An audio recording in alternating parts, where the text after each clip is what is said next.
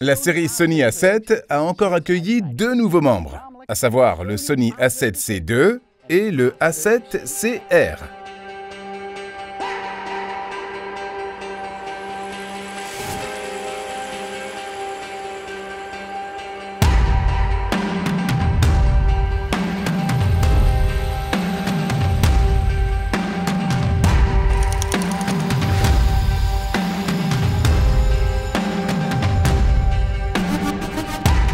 Le Sony A7C original était une combinaison parfaite entre puissance et compacité. Il possédait toutes les fonctionnalités du Sony A7 III, mais dans un boîtier plus petit. Et je pense que cela a plu à Sony, car ce n'est pas un, mais deux nouveaux modèles qui sont prévus pour succéder à l'A7C. Et comme pour la gamme 7 classique, un appareil photo hybride sera commercialisé, ainsi qu'un appareil avec un R, où R signifie résolution. Nous sommes à Amsterdam aujourd'hui, à temps pour tester ces caméras correctement. Le soleil pointe déjà le bout de son nez, il n'y a pas de temps à perdre. C'est parti!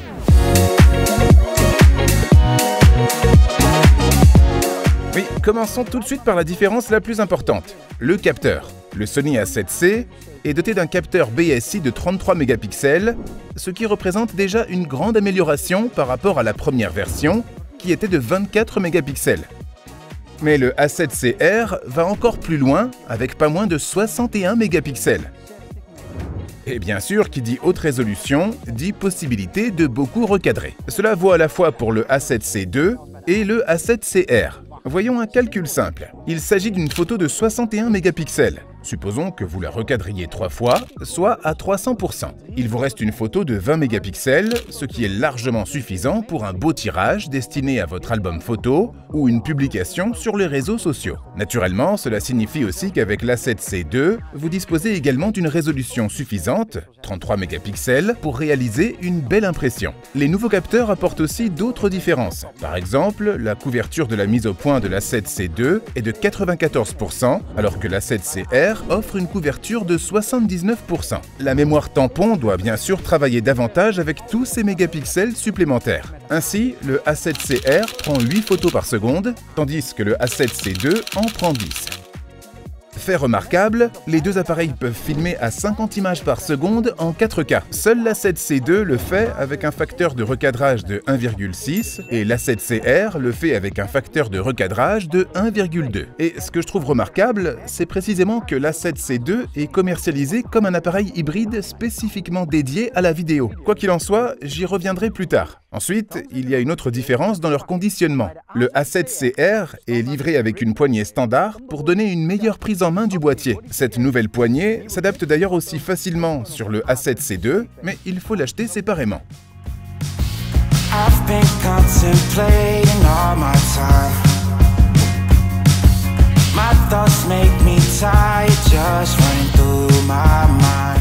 Bien, maintenant que nous avons abordé toutes les différences, examinons les similitudes entre ces deux appareils. Commençons par leur compacité, car il s'agit bien là d'un atout majeur. Mais les appeler petit A7 IV et A7R 5, ce n'est pas tout à fait juste à mon avis. Bien sûr, ils disposent pratiquement de toute la puissance de ces deux appareils photo, mais la technologie chez Sony n'est pas non plus restée immobile. Cela signifie que ces nouveaux appareils photo comportent également certaines des nouvelles fonctionnalités des autres appareils photo de la gamme Sony. Par exemple, vous retrouvez un écran tactile entièrement pivotant et basculant, et sur cet écran tactile, vous retrouverez également le nouveau menu Sony entièrement contrôlable avec le bout des doigts. Et ce qui est également nouveau, du moins sur la gamme C, c'est la molette à l'avant de la poignée qui est très pratique. Vous l'aviez probablement déjà vu sur presque tous les autres appareils photo, mais le fait qu'elle soit désormais présente sur cette gamme C confirme leur montée en gamme et le fait qu'ils peuvent être utilisés de façon professionnelle. La stabilisation d'image a également été améliorée, tout comme sur les A7 IV et A7R 5. Vous avez le choix entre 3 modes.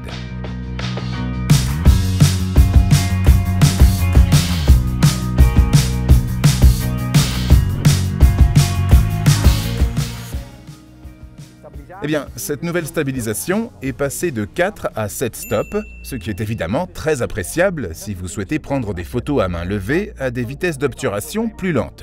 Et pour la vidéo, c'est vraiment un avantage.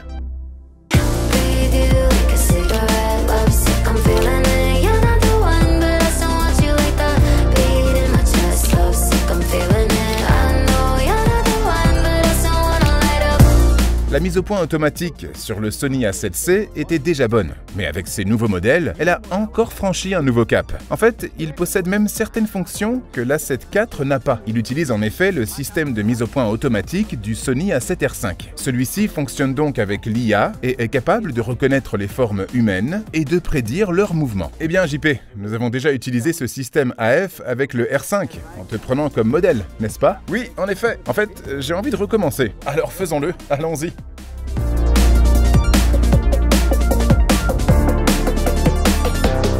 Oui, il se concentre sur ton œil.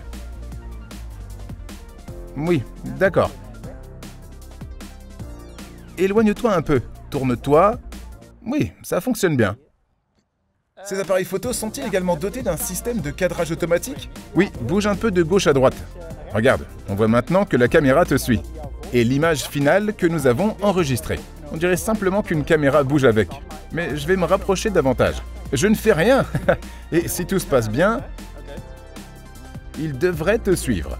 À moins qu'il ne comprenne pas quand je suis sur la photo. Non, c'est parfait. Joli cadrage en général.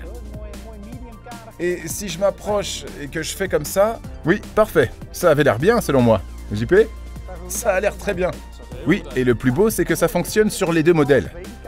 Et c'est ce que je voulais dire quand je disais que ce ne sont pas juste des versions réduites de l'A7 IV ou du R5, mais qu'ils contiennent vraiment des nouveautés intéressantes. Bien joué, Sony. Oh oui, ces nouveaux capteurs et processeurs permettent également de profiter de cette nette amélioration de l'autofocus, mais permettent également d'augmenter la capacité de la mémoire tampon. En fait, vous pouvez désormais prendre 1000 fichiers JPEG avant qu'elle ne soit pleine, et 36 photos RAW non compressées.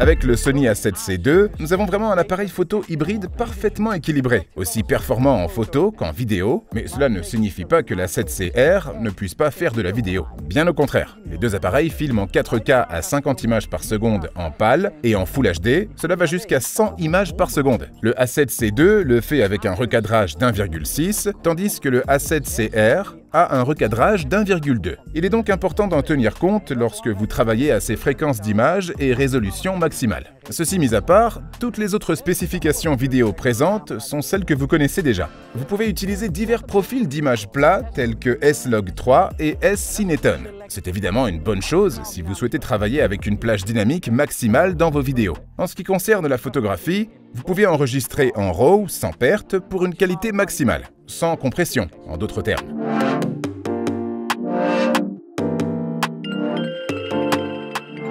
J'essaie maintenant la mise au point sur les insectes. Eh bien, elle sélectionne vraiment une zone autour de ce bourdon. Quelles sont les autres variantes d'autofocus de ces appareils? Eh bien, vous pouvez également sélectionner des véhicules. Des voitures, des avions, ce genre de choses. Les personnes, bien sûr, nous venons de le tester. Nous avons cette mise au point automatique étendue. Quoi d'autre? Je crois que les oiseaux et les trains aussi, donc vous avez de nombreuses possibilités. Mais je vais maintenant me concentrer sur les insectes.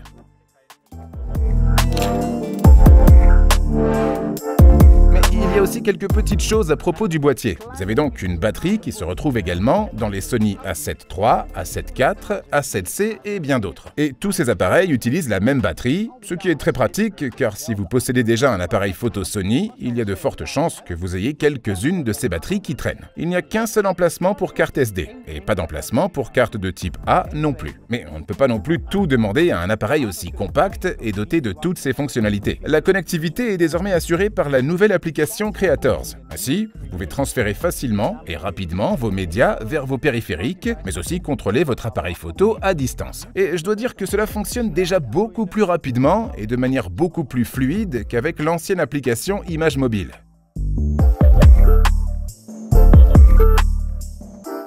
Hey Bart, tu as tout dans ton cadre? Oui, ça marche bien, car j'ai ici le nouvel objectif G-Master 16-35 mm f2.8 V2. Il est un peu plus petit et plus léger que l'ancien, mais propose toujours cet angle de champ bien large pour bien cadrer ce bâtiment. Donc oui, ça marche bien. Je te mets dans le cadre? C'est bien. Le Sony A7C II et le Sony A7CR ont de nombreuses similitudes et quelques différences. sont vraiment deux appareils géniaux. Commençons par l'A7C2. C'est un appareil photo hybride authentique. Il offre un équilibre parfait entre photographie et vidéographie. C'est en quelque sorte un assemblage de l'A7C original et du Sony A7 IV auquel on a ajouté quelques nouvelles fonctionnalités intéressantes. Un excellent choix pour quelqu'un à la recherche de son premier appareil photo sérieux. Il convient à la photographie sportive, à la photographie de mariage, à la photographie de rue. Avec cet A7C2, vous disposez d'une grande polyvalence. En revanche, l'A7CR est davantage axé sur la photographie. Avec sa résolution élevée de 61 mégapixels, vous pouvez rapprocher votre sujet même avec un objectif grand angle en recadrant votre image. Encore une fois, il est très polyvalent, mais il est un peu plus axé sur la photographie. Alors si vous attendez un peu plus de vos photos, si vous devez recadrer fréquemment, ou si vous prévoyez beaucoup de retouches, ou si vous êtes par exemple photojournaliste, alors l'A7CR pourrait vous intéresser. Cependant, si vous êtes à la recherche d'un boîtier légèrement plus grand que celui-ci, eh bien, vous pouvez trouver ici notre critique du Sony A7R5. Si vous avez des questions sur l'A7C2 ou l'A7CR, n'hésitez pas à les poser dans les commentaires. Pour l'instant, likez, abonnez-vous et nous nous retrouvons une prochaine fois. À plus tard!